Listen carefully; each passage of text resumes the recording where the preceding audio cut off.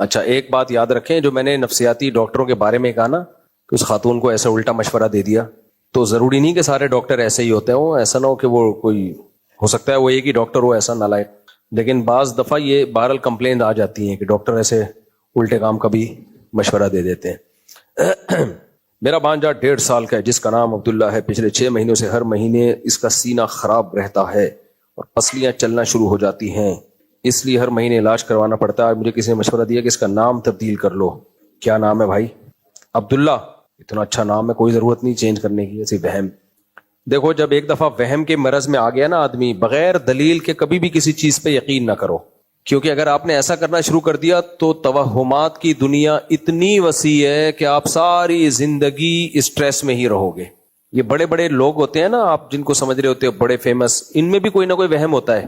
ایک بہت فیمس آدمی ہے، اس کو یہ وہم ہے کہ یہ 300 یعنی 13 کا عدد منحوس ہے، اب اس بیس پہ وہ بہت سارے کام کرتا ہے، 13 کا عدد ہی نہیں آنے دے رہا ہوتا، لائن میں 13ویں نمبر پہ نہیں کھڑا ہوگا اور لفٹ میں 13ویں نمبر پہ نہیں جائے، بلا وجہ اپنے لیے عذاب کھڑا کر دیا۔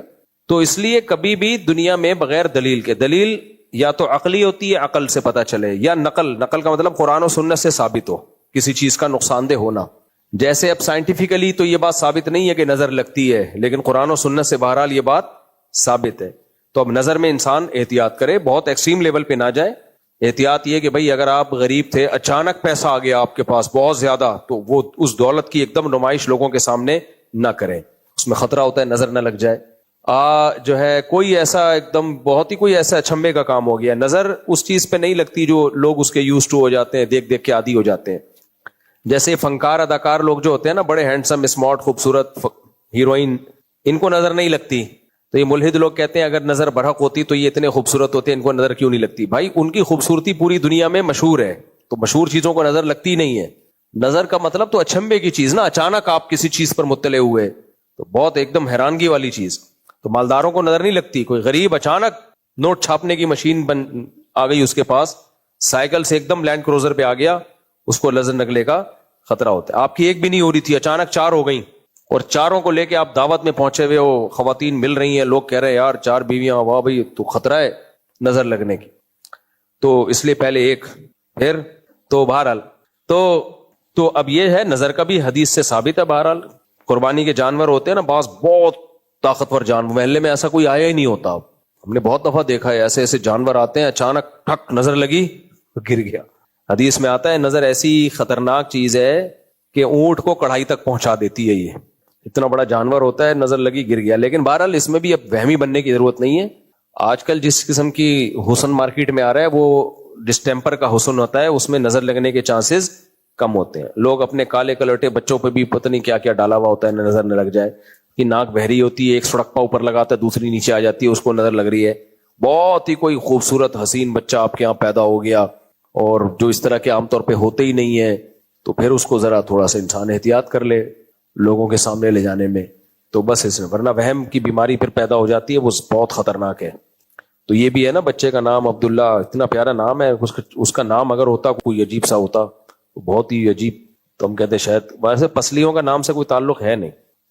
آپ نے بیان میں کہا تھا کہ اہل سنت والجماعت کے نزدیک 4 فقہ ہیں، میں نے تو اپنی، کیا لکھا ہوا بھائی، اپنی کتنی سندھی کی کتاب میں ایک مضمون تھا امام جعفر صادق کے نام سے، اس میں فقہ جعفریہ کا بھی ذکر ملتا ہے، فقہ جعفری اہل سنت کے نزدیک فقہ نہیں۔ دیکھو امام جعفر صادق رحمہ اللہ تعالی، یہ امام ابو حنیفہ کے استاذوں میں سے ہیں اور اہل سنت والجماعت کے امام ہیں، لیکن ان کا فقہ پراپر مرتب نہیں ہوا۔ جیسے داؤد ظاہری ایک گزرے ہیں، بہت بڑے فقیہ تھے، اسحاق راہوے گزرے ہیں، بہت بڑے فقیہ تھے، ان کا فقہ 100-200 سال چلا، پھر چلا ہی نہیں، یعنی امت نے اس کو فالو ہی نہیں کیا۔ تو امت نے ان 4 اماموں ہی کے فقہ کو فالو کیا ہے، کیونکہ ان کے دلائل بڑے مضبوط تھے اور بہت پاورفل تھے، تو امت انہی پہ آئی ہے۔ تو امام جعفر صادق بھی اہل سنت والجماعت ہی کے امام ہیں، لیکن ان کا مرتب فقہ ہے نہیں۔ اب بہت سی باتیں ان کی طرف منسوب ہیں جن کی کوئی حقیقت ہے نہیں۔ پھر جو شیعہ حضرات ہیں وہ حقیقی معنوں میں امام جعفر صادق کو، ہماری رائے یہ کہ بھائی ہم تو اپنی رائے دیں گے، وہ فالو نہیں کرتے ہیں۔ تو بہت ساری چیزیں انہوں نے، جیسے آپ دیکھو نا حضرت علی کی طرف کتنے اقوال منسوب ہیں۔ میں یہ بحث میں نہیں پڑھ رہا کہ شیعہ گمراہ ہیں یا گمراہ نہیں ہیں، میں کہہ رہا ہوں وہ اہل سنت میں نہیں ہے، اور شیعہ خود بھی نہیں کہتے ہم اہل سنت والجماعت میں سے ہیں۔ تو ہم بات کر رہے ہیں اہل سنت والجماعت کی، سنی کی، دو بڑے فرقے ہیں نا اسلام میں, ایک سنی اور ایک شیعہ. تو یہ تو ہے نا, لوگ کہتے ہیں اسلام میں فرقہ واریت نہیں ہے. اس بات کے دو مطلب ہو سکتے ہیں, ایک یہ کہ ہونی نہیں چاہیے, تو یہ بات تو بالکل ٹھیک ہے, ہونی نہیں چاہیے. لیکن یہ کہنا کہ ہے نہیں, یہ تو گراؤنڈ ریئلٹی کے خلاف ہے بھائی, ہے صحیح ہے نا. اور نبی نے تو فرمایا 72 فرقے ہوں گے, تو آپ اس کا کیسے انکار کر سکتے ہو؟ 73 فرقے ہوں گے تو ہے. بہرحال جب ہیں تو پھر ان میں آپ کو صحیح کی طرف جانا پڑتا ہے نا. تو اب دو بڑے فرقے اسلام میں بہت پہلے سے ہیں, ایک شیعہ اور ایک سنی. تو سنی کا لفظ نکلا ہے اہل سنت والجماعت سے. اہل سنت والجماعت کے کچھ بنیادی اصول ہیں, اس سے وہ انحراف نہیں کرتے. تو وہ بنیادی اصول کیا ہے بھائی؟ قرآن, حدیث اور اجماع صحابہ. صحابہ کو بہت زیادہ ویلیو دی جاتی ہے, جن میں خلفائے راشدین کو زیادہ ویلیو دی جاتی ہے, اہل بیت کو بھی دی جاتی ہے, لیکن علم میں خلفائے راشدین کے فتاوی کو زیادہ ویلیو دی گئی ہے, جن میں سیدنا علی ابن ابی طالب رضی اللہ تعالیٰ عنہ بھی ہے. اچھا, ایک عجیب بات سن کے آپ حیران ہوں گے کہ فقہ حنفی میں سیدنا علی کے فتوے کو زیادہ ویلیو دی گئی ہے حضرت ابو بکر سے بھی. یعنی فقہ حنفی میں اہل بیت میں جو حضرت علی ہے نا, ان کو زیادہ ویلیو دی گئی ہے. احناف کے بہت سارے فتوے وہ حضرت علی رضی اللہ تعالیٰ عنہ سے لی. اس کی وجہ کیا ہے؟ سیدنا علی رضی اللہ تعالیٰ عنہ نے کوفہ کو اپنا مرکز بنایا تھا, تو کوفہ میں حضرت علی کا فقہ چلا ہے, اور فقہ حنفی بھی کہاں سے نکلا ہے؟ کوفہ سے. تو اس میں حضرت علی کے قول کو زیادہ ویلیو دی گئی ہے. تو ہمارا دعویٰ یہ ہے کہ بھائی ہم اہل بیت کو زیادہ فالو کرتے ہیں. شیعہ کا دعویٰ یہ ہے کہ وہ زیادہ فالو کرتے ہیں. اب وہ خود کمپیئر کر کے فیصلہ کر لو کون صحیح ہے کون غلط ہے. لیکن بہرحال اہل سنت والجماعت کے 4 ہی مکاتب فکر ہیں, حنفی, مالکی, شافعی اور حنبلی. اب یہ دیکھو کہاں سے جماعت آئی ہوئی ہے؟ یہ لوگ قازقستان سے, قزاقستان سے. یہ اتنے سارے اب کھڑے ہو, اتنے ماشاءاللہ خوبصورت سے لمبے لمبے. آ جاؤ یار ذرا ادھر آؤ. وہاں کون سا فقہ ہے؟ حنفی ہے. ادھر آ جاؤ. قازقستان سے آئے ہوئے. اب یہ لوگ کہتے ہیں کہ یہ دیکھو کیسے کڑیل جوان ماشاءاللہ, یہ بنوریا میں پڑھتے ہیں. سائٹ بنوریا نہیں ہے, وہاں پڑھتے ہیں. آ جائیں بھائی, وہ بھائی آ جائیں, بیٹھے ماشاءاللہ.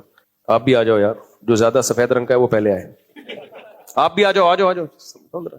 یہ دیکھو کیسے ماشاءاللہ قازقستان سے. تو وہاں سارے حنفی ہیں, اور اسی کے آگے چیچنیا ہے, قریبی ہے, وہاں سارے شافی ہیں. تو یہ کیا گھاس کھا رہے تھے یار اتنے سالوں سے بیٹھ کے؟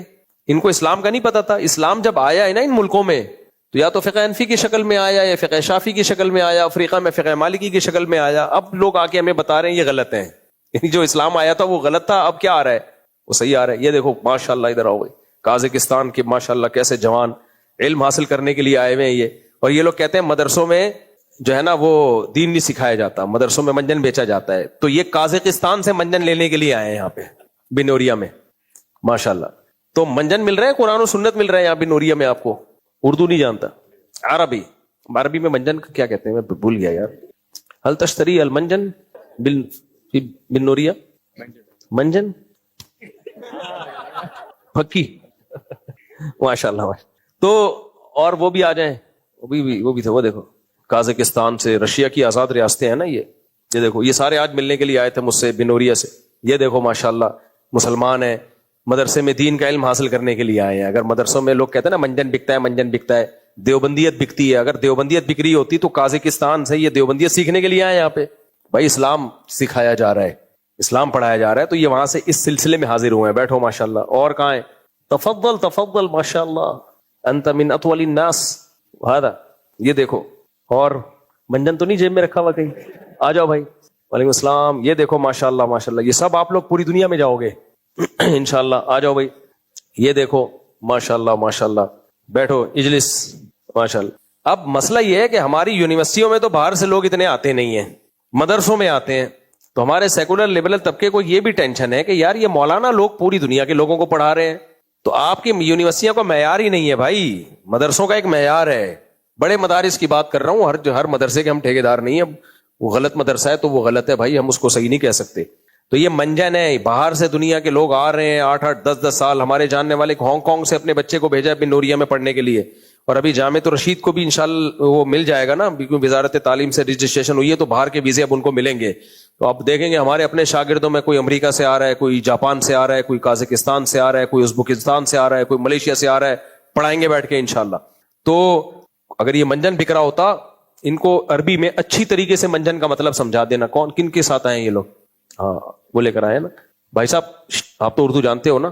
ابے یار اردو جانتا بھی ہو تو منجن کے لیے بہت اردو پھر پتہ چلے گا اس کو. آپ ان کو سمجھا دینا کہ منجن کا مطلب کیا ہے. ایسا نہ ہو یہ وہاں منجنی بیچنا شروع کر دیں جی. تو ان کو سمجھا دینا کہ یہ یعنی ابھی کچھ سمجھا دینا نا یار, ابھی ہم نے مسائل کا جواب بھی دینا. اللہ آپ سب کو خوش رکھے. تقبل اللہ جہدکم وسعیکم وخروجکم فی سبیل اللہ وتعلمکم العلوم الدینیہ. مفتی صاحب یہ جو حافظ حضرات تراویح پڑھا کر پیسے لیتے ہیں مانگتے ہیں, یہ جائز ہے ناجائز؟ جائز نہیں ہے. تراویح پیسوں میں بیچنا جائز نہیں ہے, سمجھ رہے ہو. دارالعلوم کرنگی کا بھی یہی فتویٰ ہے, بنوری ٹاؤن کا بھی یہی فتویٰ ہے, جامعۃ الرشید کا بھی یہی فتویٰ ہے, دارالعلوم دیوبند کا بھی یہی فتویٰ ہے, جتنے بھی دینی مدارس ہیں سب کا یہی فتویٰ ہے. تو اب سارے فتووں کو چھوڑ کر کسی ایک ذاتی رائے کو فالو کرنا یہ ٹھیک نہیں ہے. اس پہ دلائل میں دے چکا ہوں. البتہ کوئی قاری کو خوشی سے ہدیہ دینا چاہے وہ تو کوئی بھی کسی کو کسی بھی ٹائم پہ ہدیہ دے سکتا ہے, لیکن قاری ہدیے کی نیت سے پڑھائے نہیں. یہ باقاعدہ بزنس بن چکا ہے, دھندا بن چکا ہے. تراویح میں بولیاں لگ رہی ہوتی ہیں, ہاں بھائی وہاں کے ریٹ زیادہ ہیں ادھر جاؤں گا, تو اس سے قاری کو ثواب نہیں ملے گا. غلط کرتے ہیں, غلط کرتے ہیں. حضرت مفتی ظفر علی صاحب قابل احترام, اللہ ان کی مغفرت فرمائے, ان کا فتویٰ بہت ساری چیزوں میں اگر ان کی رائے کو آپ فالو کرتے ہو کہ تراویح کی اجرت جائز ہے, تو پھر اسٹرابری کو بھی حرام کہو. وہ تو اسٹرابری کو بھی حرام کہتے تھے, میں نے خود سنا ہے ان کا فتویٰ. وہ کہتے تھے وتر کے بعد 2 نفل پڑھنا بھی ناجائز ہے. وہ کہتے تھے رمضان میں آپ نے تراویح پڑھ لی تو تہجد ناجائز ہے. تو ان سب چیزوں میں ان کو مانو, باقیوں میں آپ ان کو نہیں مان رہے. وہ کہتے تھے اشراق بھی وہ فوراً ہی مکروہ وقت میں بھی شروع کرا دیتے تھے. میں نے خود دیکھا ہے ان کی مسجد میں, میرے سہ روزے کی جماعت میں گیا تھا میں, ابھی مکروہ وقت ختم نہیں ہوا انہوں نے اشراق کی نماز پڑھوائی.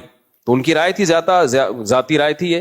تو پھر آپ کہو کہ یہ بھی جائز ہے, یہ کیا بات ہے؟ وہ ساری چیزوں میں آپ ان کو فالو نہیں کر رہے. تراویح کی اجرت میں پیڑے کھانے ہیں تو ان میں آپ کہہ رہے ہو مفتی ظفر علی صاحب کا فتویٰ ہے. تو یہ خواہشات کی پیروی ہے. تو جو باقی دیگر بڑے بڑے علماء کا فتویٰ ہے, کسی عالم کی توہین جائز نہیں ہے, سب قابل احترام ہے. لیکن جو سارے, صرف علماء کا نہیں, پورے پورے اداروں کا فتویٰ ہے یہ کہ تراویح کی اجرت ناجائز ہے. تو قاری کو چاہیے بغیر کسی لالچ کے صرف ثواب کے لیے قرآن پڑھائے رمضان میں. کوئی اپنی خوشی سے گفٹ دے دے تو بھائی وہ تو کوئی بھی دے سکتا ہے, اس پہ کون پابندی لگا سکتا ہے. وہ دل میں لالچ نہ رکھے. حدیث میں آتا ہے کہ جو دنیا کے پیچھے نہیں بھاگتا دنیا اس کے پیچھے ذلیل ہو کر آتی ہے. اس حدیث کا مطلب کہ ہم دنیا کو پیسے کو نہ کھائے. کیا مطلب بھائی؟ دیکھو دنیا کے پیچھے بھاگنے کا مطلب ہے ہوس نہ ہو دنیا کی. یہ نہیں ہے کہ کمانا نہیں ہے, کیونکہ کسب حلال تو فرض ہے, عبادت ہے, لازم ہے. نبی صلی اللہ علیہ وسلم نے خود صحابی رسول کو کلہاڑی دے کے فرمایا کہ جاؤ اور جنگلی لکڑیاں کاٹ کے. تو دنیا کے پیچھے بھاگنے کا مطلب غیر اخلاقی طریقے سے پیسہ کمانا, ناجائز طریقے سے پیسہ کمانا, ہوس, دوسروں کی جیبوں پہ نظر رکھنا. جو یہ کام کرتا ہے ساری زندگی کمبخت بھکاری بنا زندگی گزارتا ہے. وہ کہ یزید کا میں قطعاً حمایتی نہیں ہوں, میرے ایک بیان کو کاٹ کے غلط چلایا گیا ہے. 2 بیانات ہیں جن کو غلط طریقے سے چلایا گیا ہے. ایک, حضرت میں نے جب یہ کہا کہ بغاوت جائز نہیں ہے, اور تو لوگوں نے اس پہ کہا کہ اس کا مطلب حضرت حسین نے جو یزید کے خلاف بغاوت کی تھی وہ معاذ اللہ حضرت حسین غلطی پر تھے. تو میرے بیان سے یہ کشیدہ گیا ہے کہ میں سیدنا حسین کو غلط کہہ رہا ہوں اور حمایت کس کی کر رہا ہوں؟ یزید کو. حالانکہ میں نے جب یہ کہا کہ بغاوت جائز نہیں ہے تو سیدنا حسین نے بغاوت کی نہیں تھی. سیدنا حسین اگر بغاوت کے لیے نکلے ہوتے تو خواتین اور بچوں کے ساتھ نہ نکلتے. اور بغاوت کا مطلب مسلح بغاوت, اسلحے کے ذریعے بغاوت. وہ تفتیش احوال کے لیے گئے تھے, ان کا ظالمانہ قتل ہوا. کوفہ کے گورنر اس ملعون نے حضرت حسین کا براہ راست قتل میں شریک تھا, وہ اس پر کروڑہا لعنتیں. اور یزید کے دور میں یہ کام ہوا, اگرچہ براہ راست اس قتل میں شریک نہیں تھا, تو وہ بھی اس کا ذمہ دار اس سینس میں بنتا ہے کہ گورنمنٹ جب تھی تو آپ کے دور میں ایک قتل ہوا ہے, تو رسپانسبلٹی کس کی ہوتی ہے؟ حکومت کی ہوتی ہے. نمبر 2, یزید پر یہ بھی اس بات کا بھی ذمہ دار ہے کہ تم نے اس گورنر کو معزول کیوں نہیں کیا, کوئی سزا کیوں نہیں دی. تو یہ ساری جو گناہ ہے یہ کس کے کندھوں پر جاتا ہے؟ یزید کے کندھوں پر. تو میرے بیان کو غلط لے کے بلا وجہ یزید کے جو ہے نا مجھے حمایتیوں میں شامل کر لیا ہے. ہم اہل سنت والجماعت میں سے ہیں. ہم سیدنا حسین کے مقابلے میں حضرت حسین کی خاک پہ ارب یزید کو قربان کرنے کے لیے تیار ہو جائیں. ایک بات یہ. دوسرا, میرے بیان سے کوئی نکالا ہے کہ پتہ نہیں قسطنطینیہ کی جنگ میں جو شریک ہوں گے تو وہ جنتی ہیں, تو میں نے کچھ ایسی بات کی تو یزید بھی قسطنطینیہ کی جنگ میں تھا. بھائی جب بھی حدیث میں کسی کی فضیلت بیان ہوتی ہے کہ جو یہ کام کرے وہ جنتی ہے, تو اس میں خود بخود کچھ شرطیں لگی ہوتی ہیں کہ بشرطے کہ یہ بھی نہ کرے, یہ بھی نہ کرے, یہ بھی نہ کرے. جیسے حدیث میں آتا ہے کہ جو سردی سے ٹھنڈے پانی سے وضو کرتا ہے سردیوں میں اس کو سارے گناہ جھڑ جاتے ہیں. تو اس کا مطلب آپ پہلے گناہ کر کے آؤ پھر وضو کرو, سارے گناہ کیا ہو جائیں گے.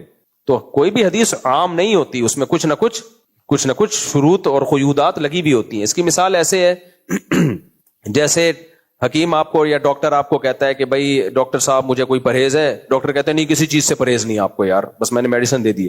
آپ نے جا کے کیا کیا, گلا خراب تھا آپ کا, سرکہ پینا شروع کر دیا, کولڈ ڈرنک پینا شروع کر دی, ڈاکٹر نے کہا کسی چیز سے پرہیز نہیں, زہر کھانا شروع کر دیا آپ نے, تو ڈاکٹر کہے گا نارملی جو چیزیں ہوتی ہیں ان سے تو پرہیز بہرحال آپ کو کرنا پڑے گا. تو قسطنطینیہ کی جنگ میں جو شریک ہوں گے نبی نے ان کو جنت کی بشارت دی ہے, لیکن ان نارمل مسلمانوں کو جن سے کوئی بڑا ظلم نہ ہوا ہو.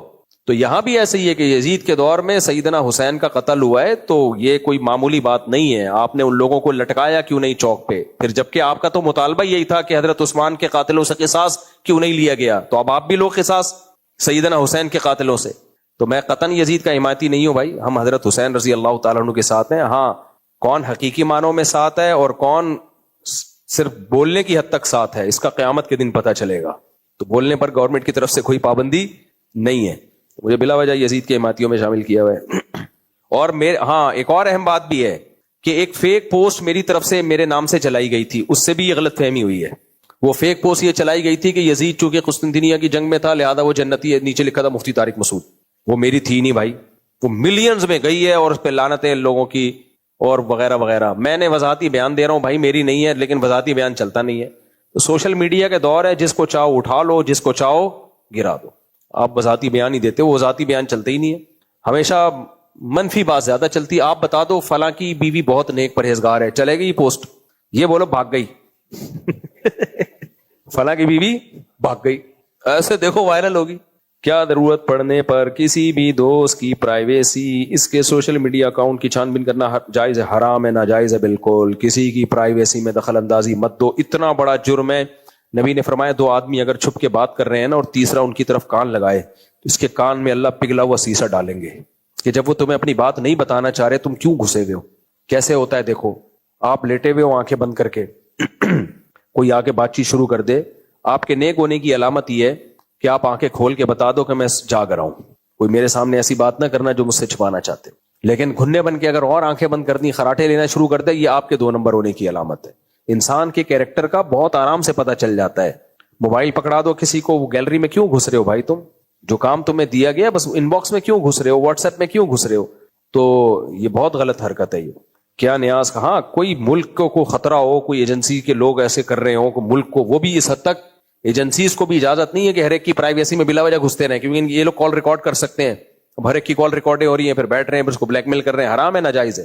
واقعی ملک کو خطرہ ہو کسی شخص سے کہ بھائی کوئی ایسا تو نہیں ہے کہ اسلام دشمن قوتوں سے اس کے کوئی ریلیشن ہو رہے ہیں, تو وہ ایک الگ بات ہے.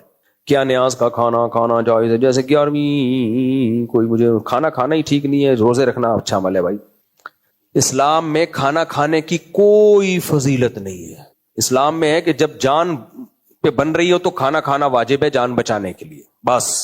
اس کے علاوہ مجھے کوئی ایک حدیث بھی نہیں ملی کہ کوئی فضیلت ہوئی ہو کہ یہ کھا لیا تو اتنے نیکیوں کا ثواب ملے گا. جہاں بھی فضیلت ملتی ہے روزہ رکھنے کی, سمجھتے ہو, صرف ایک افطاری کی فضیلت ہے, اس میں بھی زیادہ کھانے کی نہیں کہ جب روزے کا ٹائم ختم ہو تو فوراً کچھ نہ کچھ کھا لیا جائے. کتنا کھایا جائے اس میں بھی یہ نہیں ہے کہ زیادہ کھاؤ گے تو زیادہ ثواب ملے گا. ایک کھجور سے افطار کر لیا روزہ ہو گیا, تو کوئی فضیلت نہیں ہے کھانا کھانے. ہم لوگ کھانے کھاتے بھی پھوڑتے بھی بہت ہیں, اور پھر اس پہ مذہب کے لیبل بھی لگائے میں, یہ محرم کی حلیم ہے, یہ تیجے کا ہے, یہ 11ویں کا ہے, یا 12ویں کا ہے, یا 13ویں کا ہے, یا 14ویں کا ہے, یا 15ویں کا ہے, یہ برسی کا ہے. کھاتے رہو کھاتے رہو کھاتے رہو. تبھی مسلمان ماشاءاللہ اتنا اللہ نے مسلمانوں کو نوازا ہے, برکتیں ہی برکتیں نظر آئیں گی آپ کو. صحابہ سارے ہینڈسم اسمارٹ ہوا کرتے تھے, دوڑتے تھے, بھاگتے تھے, خوراکیں بہت تھوڑی تھوڑی تھی. اچھا ایک بات ضرور میں بتاؤں, میرا ایک بیان گیا ہے کم کھاؤ, اس پہ کسی نے نیگیٹو کمنٹس کیے ہوئے تھے کہ کبھی کہتے ہو کہ پیسہ کھانے پہ خرچ کرو, سب سے پہلے پیسہ کس چیز پہ خرچ کرو, کھانے پہ. خوراک کیا رکھو, ٹائٹ. کبھی کہتے ہو کہ کم کھاؤ. بھائی خوراک ٹائٹ کا مطلب یہ نہیں ہے کہ دیگیں کھا جاؤ. خوراک کی کوالٹی بڑھاؤ, بادام کھاؤ, پستے کھاؤ, کاجو کھاؤ, دیسی گھی کھاؤ, انڈے کھاؤ, دیسی انڈے کھاؤ, سمجھتے ہو. تو کوالٹی کے لحاظ سے خوراک کیا رکھو, کھجوریں کھاؤ, انجیر کھاؤ, انار کھاؤ. آج کل انار آیا ہوا ہے, پھوڑ دو اگر پیسے ہیں, نہیں ہیں صبر کرو. تو آج کیا ہو رہا ہے کہ کوالٹی کو فوکس نہیں کیا جا رہا, کوانٹٹی کو کیا کیا جا رہا ہے فوکس. تو پھر ہم بھی کوانٹٹی کے حساب سے بڑھ جاتے ہیں, کوالٹی کے حساب سے ہم. آج ہر آدمی کوانٹٹی کے حساب سے 6 آدمیوں کے برابر ہے. ہمارے ایک دوست تھے ماشاءاللہ, تھے کیا ہیں, تو ہم نے کھانا منگوایا نا تو ہم گننا شروع کیا, ماشاءاللہ کوانٹٹی کے لحاظ سے وہ کافی زیادہ ہے, تو میں ایسے گن رہا تھا 1 2, انہی پہ میں نے کہا 3 4 5 6 7 8 9, تو ہوٹل والے نے کہا یہ, میں نے کہا یہ 4, 1 2 3 4 5 6 7 8 9. خیر وہ مذاق تھا. تو اسلام میں کم کھانا ہے لیکن اچھا. ہمارے نبی کی خوراکیں دیکھو کیا زبردست خوراک تھی آپ صلی اللہ علیہ وسلم کی, بالکل آرگینک. دودھ کیسا پیا, ادھر بکری کے تھنوں سے دودھ نکالا ادھر پیا ایسا. اور بکری بھی وہ جو چرنے والی بکری, گائے بھی وہ جو چرنے والی, اونٹ بھی وہ جو آج جو چر بھی رہے ہیں وہ بھی یوریا کی کھاد سے چر کے کھا رہے ہیں. اتنا 2 نمبر ہی ہے نا خوراکوں میں, ہم تو زندہ کیسے ہیں, بس پہ اللہ کا شکر ادا کیا کرو. پھر بھی اب بہرحال اس سے بہتر ہے, کیا کر سکتے ہیں. مرغی کے بارے میں بھی ڈاکٹروں کی ریسرچ ہے کہ یہ جو فارمی انڈا ہے, یہ مرغی ساری زندگی ایک ہی جگہ کھڑے ہو کر اسٹریس میں گزارتی ہے, اس کو یہ ٹینشن میں گزارتی ہے. آپ دیکھو نا چوزا نکلا, اس کی لائف انجوائے کرنے کا ٹائم ہی نہیں مل رہا اس کو.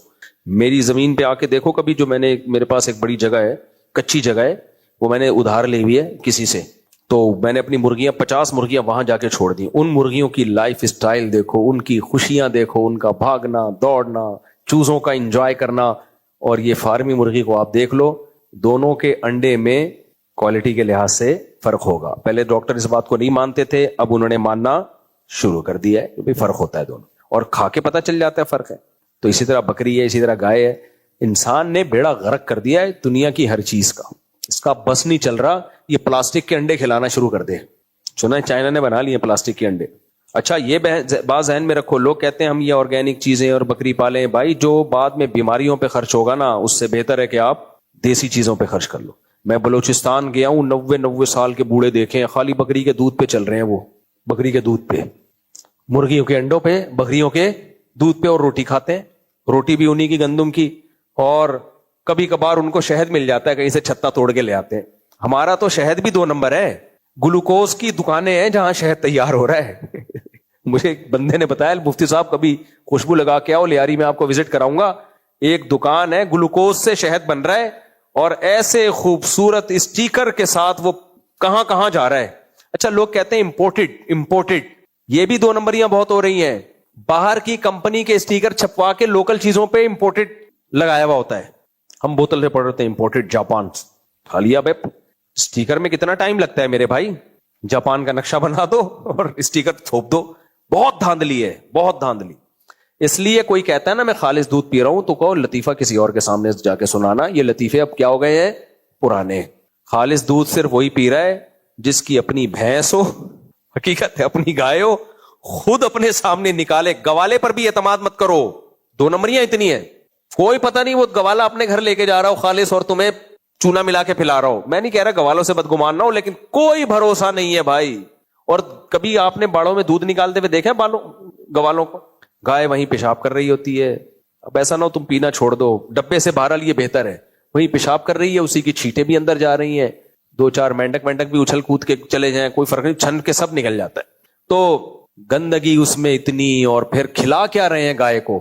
ہم اس پہ خوش ہیں جی, آرگینک دودھ ہے ماشاءاللہ, اس میں اتنے پروٹین اتنے. بھائی گائے کو یا بھینس کو آپ گندم کھلا رہے ہو جو فل کارب ہے, تو اس سے اتنی موٹی ملائی آ رہی ہے اس کے اندر وہ منرلز نہیں آ رہے جو گھاس میں اللہ نے رکھے ہیں.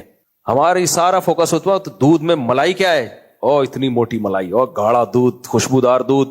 تو یہ گائے کا سچی مچی کا نہیں ہے. جب گائے کو ایسے ہی آپ کھلا چھوڑ دیں گے, وہ گھاس کھائے گی, اس کے دودھ میں اتنا ذائقہ نہیں ہوگا, لیکن طاقت کیا ہوگی, زیادہ ہوگی. لیکن طاقت ایک طرف, تو وہ مسٹنڈے بنے ہوتے ہیں پھر دودھ پی پی کے. آپ دیکھو حال کیا ہو رہا ہے. تو اس لیے میں نے اونٹنی کا خالص دودھ پینے کی ایک دفعہ کوشش کی تھی.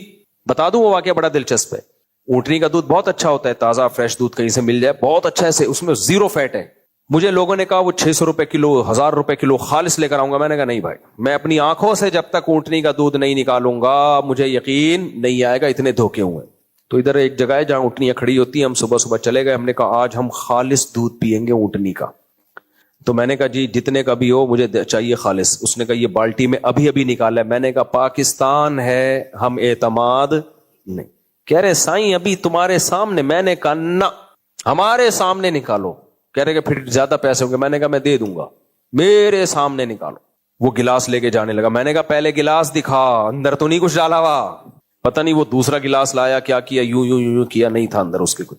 میں جب گیا نا تو اب ہوشیار دیکھو کتنے ہوتے ہیں, ادھر بندہ کھڑا ہو گیا, ادھر عورت کھڑی ہو گئی, یعنی اونٹنی کے تھن کے ایک طرف آدمی دوسری طرف عورت, اور دونوں یوں سر چپکے ہوئے ہیں اور دودھ نکال رہے ہیں.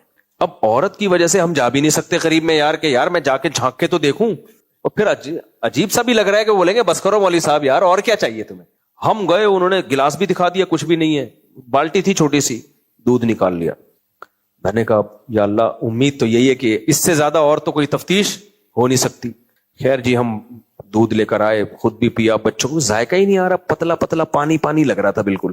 میں نے کہا یار اونٹنی کا دودھ تو بڑا ایک ایسا ہوتا ہے, پہلی دفعہ پیو تو پیٹ جاری ہو جاتا ہے, کچھ بھی نہیں ہو رہا, ایسے جیسے پانی پیا ہم نے. تو میں نے اگلے دن اس کو جا کے بولا یار اتنا پانی, کہتا ہے سائیں اونٹنی کا ایسا ہی ہوتا ہے. پتہ ہے کیا کہانی تھی, بعد میں تفتیش سے پتا چلا ان کمبختوں نے ادھر پانی کا پمپ لگایا ہوا تھا. یہاں ہوتا ہے ادھر سے پائپ آ رہا ہے, ادھر بوتل ہے, ادھر پانی ہے. وہ کیا کرتے ہیں جب یوں کیا نا تو یوں دبایا, ادھر سے پچکاری پانی کی نکلی اور گلاس میں گئی. یہ دونوں پروگرام اونٹنی کے اور ان کے اپنے دونوں ساتھ چل رہے تھے, ادھر سے ایک پچکاری وہاں سے ایک پچکاری ادھر سے ڈش ڈش ڈش ایسے. تو آدھا دودھ آدھا پانی, اور ہو سکتا ہے دودھ کم ہو پانی زیادہ ہو. اس لیے خالص والص جو بولتا ہے نا کہ میں خالص, تو مجھے تو انڈوں پہ شک ہو گیا, یہ ہم انڈا ہی کھا رہے ہیں, کوئی پلاسٹک کی کوئی چیز تو نہیں ہے, کیا کھا رہے ہیں واللہ عالم. خیر انڈا ہے, میں زیادہ وہم میں نہ جائیں آپ. تو یہ ہے پاکستان ترقی کرے گا اور ہم چاند پہ انشاءاللہ. اس لیے میں کہتا ہوں اپنے کام سے کام رکھو. اونٹنی کا خالص دودھ پینا ہے, اونٹنی پال لو اگر اللہ نے پیسے دیے. انہوں نے پھر مجھے بتایا کہ ادھر ایک سیٹ ہے, وہ بھی میری طرح کا ڈسا ہوا ہوگا. اس نے کیا کیا اس کو ڈاکٹروں نے بتایا کہ اونٹنی کا دودھ پیو. وہ کیا کرتا ہے, ان سے بولتا ہے اونٹنی 1 گھنٹے کے لیے میرے پاس چھوڑ جاؤ, اتنے پیسے دوں گا میں اس کے. اونٹنی 1 گھنٹے کے لیے میرے پاس چھوڑ جاؤ. تو وہ چھوڑ کے چلے جاتے ہیں, خود ہی نہ دیکھتا ہے پہلے کہ ایسے خوردبین سے کہ اونٹنی ہی ہے, کچھ اور تو نہیں ہے, ایسا تو نہیں وہ زرافہ پہ کوئی سویٹر پہنا ہے. وہ پھر دودھ نکالتا ہے, گلاس چیک کرتا ہے. تو اس کے بغیر آپ کو خالص چیز نہیں ملے گی. یہاں اپنی مرغیاں پالو, اپنی بکریاں پالو, اپنی گائے پالو, اپنی بھینس پالو, جگہ ہے تو پالو, نہیں تو کیا کرو بس. پھر یہی پھر مجبوری ہے. پھر ڈبے سے بہرحال پھر بھی یہ بہتر ہے, ڈبے پہ نہیں آؤ کہ کمپنی کا اتنا زبردست, نہ وہ تو زیادہ نقصان دہ. جلی علی بھائی سوال سے بیٹھ کے ختم کرتا ہوں. کچھ لوگ تربیت نہ کر سکنے کے بچے پیدا نہیں کرتے, یہ بنائی ہوئی بات ہے, تربیت نہیں کر سکتے. بچے کی تربیت بہت آسان ہے, اس کو برے ماحول سے بچاؤ بس. بچہ تو فطرت پہ پیدا ہوتا ہے, خود بخود مسلمان پیدا ہوتا ہے, خود بخود نیک پیدا ہوتا ہے. وہ برا پیدا ہوتا تو ٹھیک کرنا مشکل ہوتا. بچے کو بگاڑا جاتا ہے, سدھارا نہیں جاتا. بگڑتا وہ برے ماحول سے ہے, برا ماحول سے بچاؤ گے تو خود بخود کیا ہوگا, وہ سدھرے گا. اور پھر بچے زیادہ ہوتے ہیں, خود ایک دوسرے کی تربیت کرتے ہیں, وہ خود ایک دوسرے کی بہن بھائی خود ایک دوسرے کی بہت اچھی تربیت کر رہے ہوتے ہیں. میرے زمانے کا ایک شیطان ہوتا ہے. آپ صلی اللہ علیہ وسلم کا فرمان ہے ہر انسان کے ساتھ ایک شیطان ہوتا ہے. اس میں کیا مصلحت ہے؟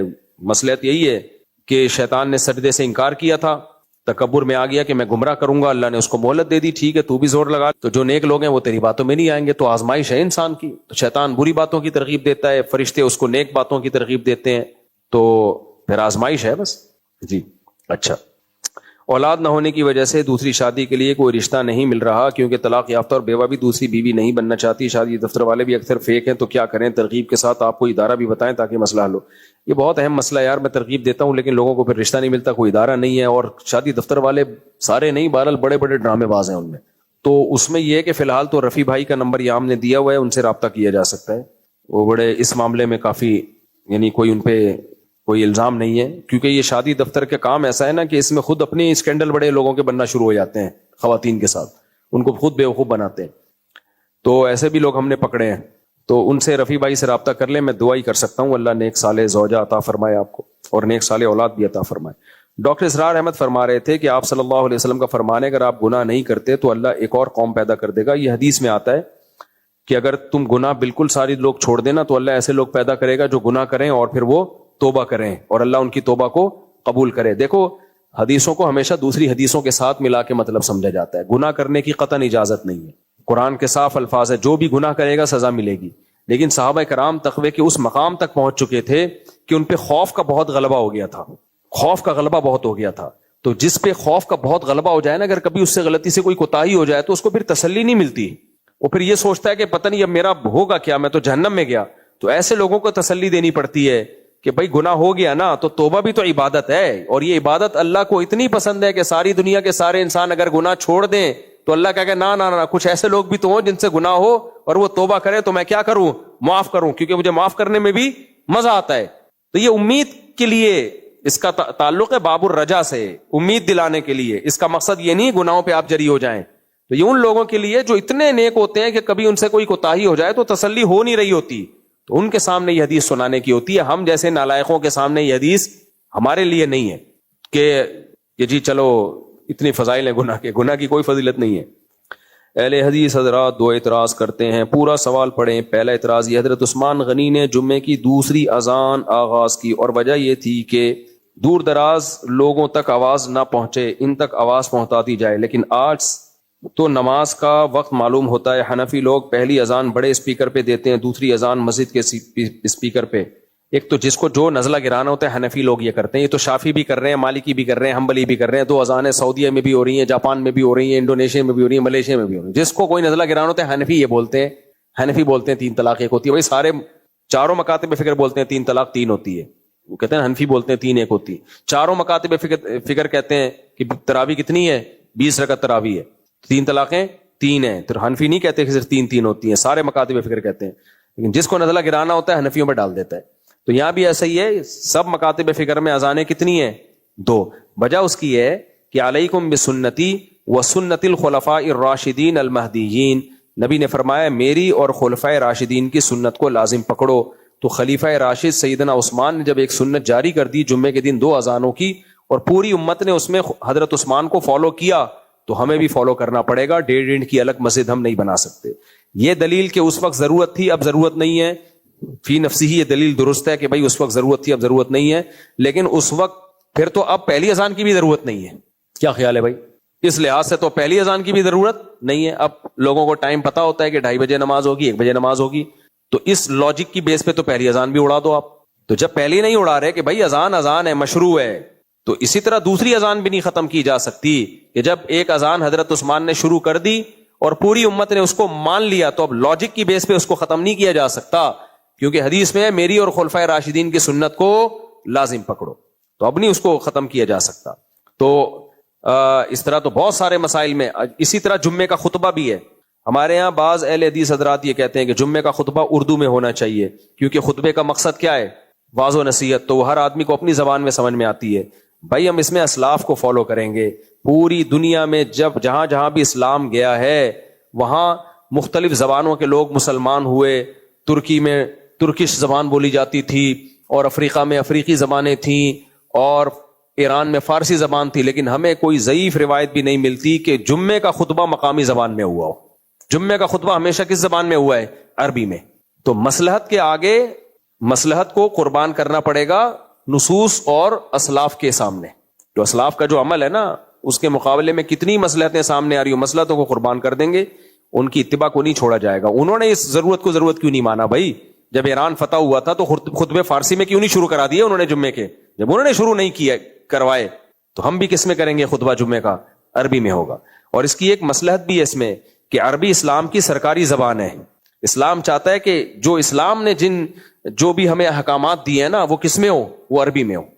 ورنہ کل کوئی اٹھے گا وہ کہے گا بھائی نماز بھی اردو میں ہونی چاہیے, کیونکہ ہمیں جب پتہ ہی نہیں چلے گا ہم پڑھ کیا رہے ہیں تو کیا فائدہ. تو رکوع کی تسبیح بھی اردو میں ہونی چاہیے, سردے کی تسبیحات بھی اردو میں, تو مسئلہ تو وہاں بھی ہے. تو ہم کہیں گے بھائی اسلام کی سرکاری زبان عربی ہے, جتنے بھی اسلامی ڈاکومنٹیشن ہوگی وہ کس میں ہوگی؟ عربی میں ہوگی.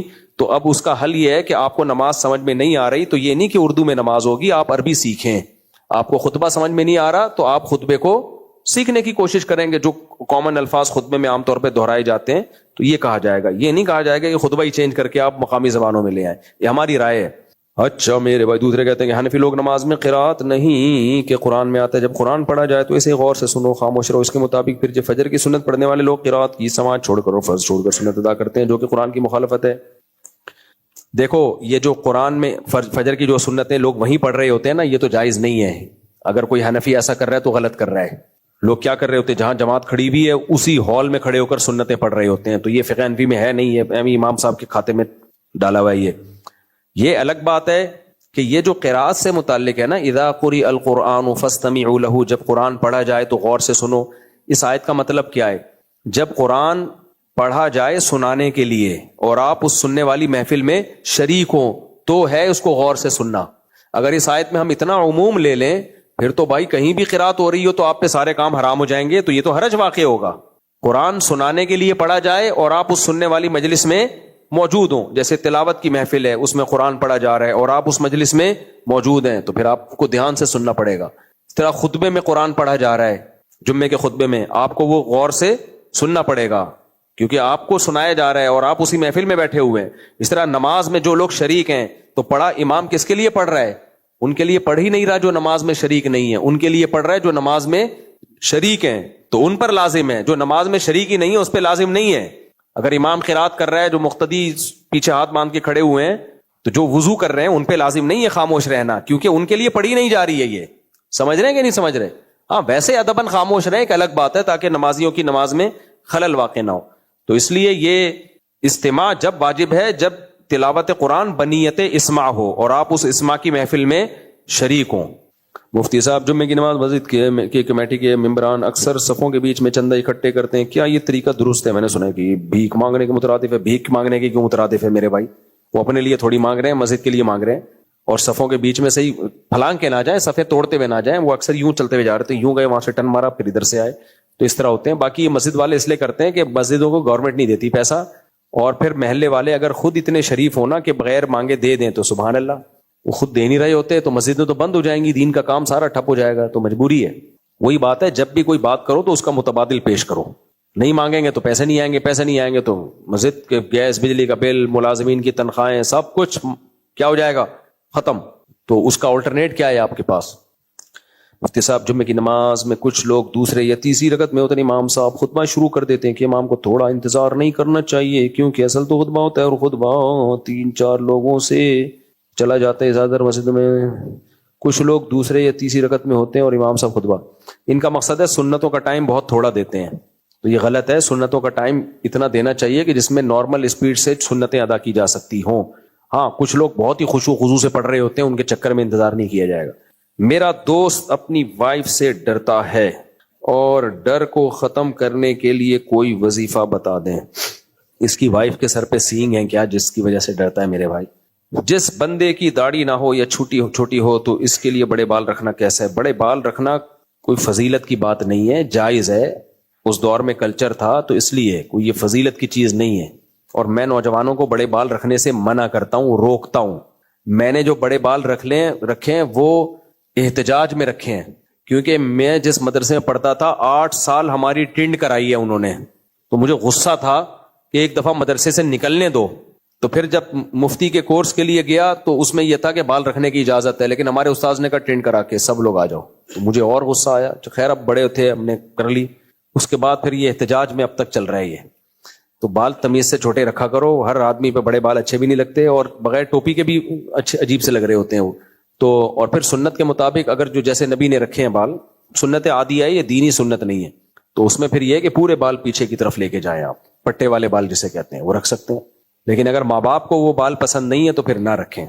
ماں باپ کی اطاعت پہلے لازم ہے، اور دین کی یہ سنت ہوتی تو ہم کہتے ہیں دیکھیں دین کی یہ سنت نہیں ہے، تو عادتاً نبی صلی اللہ علیہ وسلم نے ایسا کیا ہے۔ بہرحال نبی صلی اللہ علیہ وسلم کوئی کام عادتاً بھی کر رہے ہیں، وہ بھی بڑا اچھا کام ہے، لیکن یہ ہر ایک پہ سوٹ کرتے نہیں ہیں۔ اور نبی نے ماں باپ کی اطاعت کا زیادہ ہمیں حکم دیا ہے بنسبت بال رکھنے کے۔ ہاں داڑھی میں ماں باپ کی اطاعت جائز نہیں، اگر ماں باپ کہتے ہیں داڑھی کٹاؤ پھر جائز نہیں، کیونکہ داڑھی کو بڑھانے کا آرڈر ہے آپ صلی اللہ علیہ وسلم کی طرف سے، تو بڑے بال ہر ایک پہ سوٹ نہیں کرتے۔ میرا بھی بہت دفعہ دل چاہتا ہے میں کٹا دوں جیسے دوسرے ہوتے ہیں ایسے نظر آؤں، تو لیکن بس کیونکہ کٹانا آسان ہے، بار دوبارہ نکلنا بڑا مشکل ہوتا ہے۔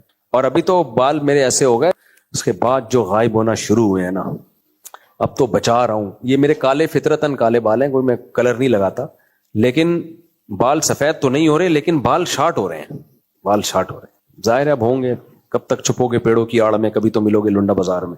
اب یہاں سے جب پکڑی اٹھاتا ہوں نا تو کبھی یہاں پہ نظر پڑتی ہے، ادھر تصویروں پہ نظر پڑتی ہے نا اپنی ویڈیو، تو ادھر سے چاند نظر آتا ہے مجھے۔ تو کل ایک صاحب آئے مسقط سے، ہمارے دوست ہیں، ستار بھائی نام ہے ان کا، کہتے ہیں میں وہ والا ستار نہیں ہوں جس کا بیان میں تذکرہ کرتے ہیں، تو وہ ایک آئل لے کر آئے، یہ سر پہ لگائیں گے تو بال اگیں گے۔ میں نے کہا کیا اگیں گے کب تک اگیں گے میرے بھائی؟ 2 اگ جائیں گے 4 اگ جائیں گے. تو میرے بھائی یہ موت کی تیاری ہوتی ہے. اللہ تعالیٰ بتا رہے ہوتے ہیں اب ریورس گیئر لگ گیا ہے, اب واپس. سب سے پہلی علامت بال کا سفید ہونا, پھر بالوں کا گرنا, پھر ہڈیوں میں درد ہونا, پھر اٹھتے ہوئے چٹاخ چٹاخ کی آوازیں آنا. ایک آدمی ہمارے محلے میں نماز پڑھتا ہے, بہت بڑی بڑی باتیں کرتا تھا. کہتا یار میں نا اب جب سجدے سے اٹھتا ہوں تو چٹاخ چٹاخ کی آوازیں آنا شروع ہو گئی ہیں. کہہ رہے ہیں یہ ختم نہیں ہو سکتی. میں نے کہا اب یہ بڑھیں گی, اب یہ ختم نہیں ہوں گی. کچھ بھی کھا لو, بہت زیادہ بڑھاپا تھوڑا سا ڈیلے ہو جائے گا. تو اس لیے بہتر یہی ہے موت کی تیاری کر لے آدمی. کیا سوشل میڈیا پر مختلف ویڈیوز میں مختلف ساز ساؤنڈ میں سے کون سا صحیح ہے کون سا غلط ہے؟ جو میوزک بہت اتار چڑھا ہوتا ہے نا, جس میں مائیکل جیکسن کی طرح تھرکنے کا دل کرے, وہ جائز نہیں ہے. باقی ایسے کوئی غم کا چلا ہوا ہوتا ہے ایسے کر کے آ رہا ہوتا ہے, اس میں کوئی حرج نہیں ہے, گنجائش ہے اس کی. وہ صرف اس میں ایک وہ پیدا کرنے کے لیے ہوتا ہے, افیکٹ پیدا کرنے کے لیے. کوئی غم ہے تو تھوڑا سا غم بڑھا دو, خوشی ہے تو تھوڑی سی.